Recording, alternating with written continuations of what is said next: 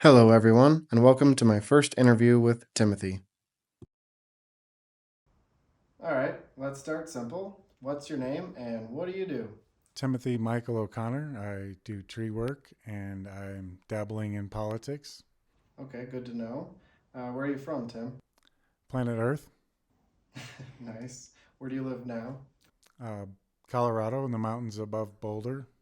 How did you get into tree work? My first day of tree work, I was waiting tables at a great restaurant, and one of my customers was asking me weird questions, and I was kind of like, what's this guy asking me all these weird questions? And finally, he offered me a tree job the next day. He thought I would make a good tree climber.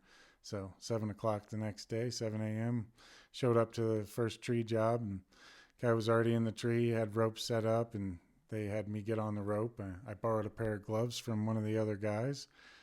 I got on the rope with him, and the guy in the tree was cutting a crazy big branch, so I asked for a second person to get on the rope with me, and the guy that gave me his gloves got sent over, and we were at the bottom of a three-stage retaining wall, putting as much weight on the rope as we could. As soon as the branch was cut, we both went flying through the air, and the guy that gave me his gloves got tangled up in the branch and was coming down with the branch right about the height of I think it was a 3-story house. And basically, he got tangled up in the branch and was coming down with the branch. And I was able to bring my legs up and kick the branch and get it to, affected it just a little bit, but whatever, and tried to slow it down as best I could and Wow. slid down the rope and immediately was trying to roll this giant branch off of the guy, and everybody was just standing around with their mouths open looking like, oh, like he's dead. Yeah, I bet. That's intense. And we ended up rolling the branch off of the guy, and he got, he was kind of cradled in this little spot where he was totally protected except for rope burns. He had rope burns. Because he So gave you his gloves. Yeah. he thanked What a me for guy. saving his life, but Yeah. I apologize for, taking his gloves. Great. What do you love most about tree work? uh, it's it's great. I guess the danger. Danger. Nothing like having something trying to kill you. Makes you feel alive. I guess that makes you appreciate life. No, every time I get to put my feet back on the ground, even when my feet are off the ground, I appreciate every moment, every second, every breath I get to take. Nice. Can you tell us something that people don't realize about tree work? Uh, it's awesome. Dangerous and awesome. All right, got it. I get my mind workout, my body workout. All it's an all in one. I get my play. I get my meditation. Lately, you've been talking a lot about truth seeking. What does that mean to you? Uh, Trying to discern truth from lie, coming up with such undeniable solutions for our problems that both sides won't have any choice but to get on board. And we can move into the future where everybody is equally protected and held accountable. So when someone breaks the law, it shouldn't matter what they were wearing or any of their beliefs, which side they're on, what their position is. It needs to be, people need to be judged on their merits, not the color of their skin, their gender, their religion, any of their details. When did you realize you wanted to do more than just tree work? When I came back from the dead. Can you elaborate on that? Or is um, that a story for another time? you know, it's about, being at such a place where, inevitably the death was coming for me. The angel of death was nipping at my heels, and I felt like at any moment I was going to fall over dead. Even, you know, experienced like my right upper body not working doing tree work, and just pushing through it, feeling like I had a stroke. But if I only had a few hours left to do anything, it was going to be to finish trimming this tree. Well, it sounds like there's definitely more to that story. We might have to dive into that another channel episode. So, if you had to sum up this channel in one sentence, what would you say?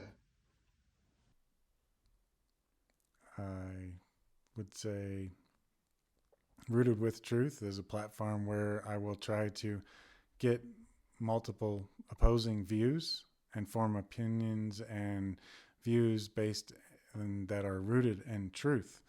Because in order to fully understand a situation or an event, if you have four different people that all witness the same thing, they'll have four different stories. It's from four different viewpoints. So a lot of it has to do with our experiences. Why do some people think a joke is funny while other people think it's offensive? It's because we're all in our own belief patterns and we're all different. So different things we find humorous, different things hurt our feelings, but we're all one.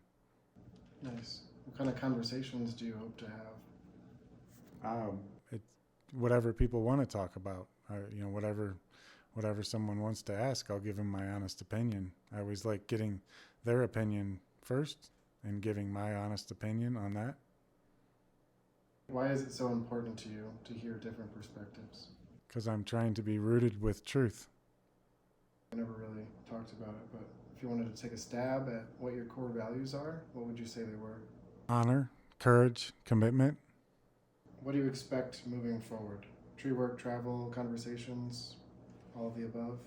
I don't really, I always appreciate today and appreciate every day that I get. So if tomorrow comes, I'll be super thankful for it. But I do dangerous work. I mean, trimming trees was dangerous enough before I had to add the the extra danger to it, which makes me feel even more alive when it's like the devil's trying to snag and grab my tie. I'm like, hey, I'm trying to move here. If I was to take a swing right now, my tie would be not a good thing to have on. No, I guess not. Do you think your opinions will change as you hear more perspectives? Yes. All right, so for anyone watching, why should they stick around? So they can become more rooted with truth. Hearing different opinions and not really believing everything that I try to, even if I was to come up with 100 things and try to root the truth out in each one of those things, I could still be wrong. I might get to 90 truths, and then some lie gets me. And so that's why I always want feedback. I always want people's opinion. Like, hey, you think that's true, but it's not. And here's my opinion on that. So, and I would listen to anyone, and basically, my opinions are formed pretty more solidly on basic things like, the earth is my home and everybody's family. Beyond that, the details don't matter. I don't worry about whether or not somebody is good or bad. I don't care who they voted for. I don't care what their religious or political beliefs are. If I see someone in need, I would try to stop and help them. I would try to speak truth and love for everyone. And the way you speak to a child is different than how you speak to an elder. If you rebuke an elder, you're being a jerk, even if you're right. But if you don't rebuke a child, they'll grow up to be unruly. They need to be rebuked. Well, elders should never be rebuked. And if you are trying to speak truth to an elder who believes a lie, you need to do it respectfully and not in front of other people. What do you hope people will take away from this? Have a better understanding of what's true and what's not. Where can they follow the journey? Unplug, sit in silence, and connect within. So you'd be like, oh, I have a website, but it's... Oh, there is a website, but my recommendation is to go to your closet, shut the door, and sit in silence and in darkness, and that's how you connect. That's how you truly connect with everyone and everything. So you're saying search within? Yeah, of course. That's where we all meet, is within. You heard it from Tim, folks. Or you could use the internet. That works too, but ultimately the most important connection is that connection from within.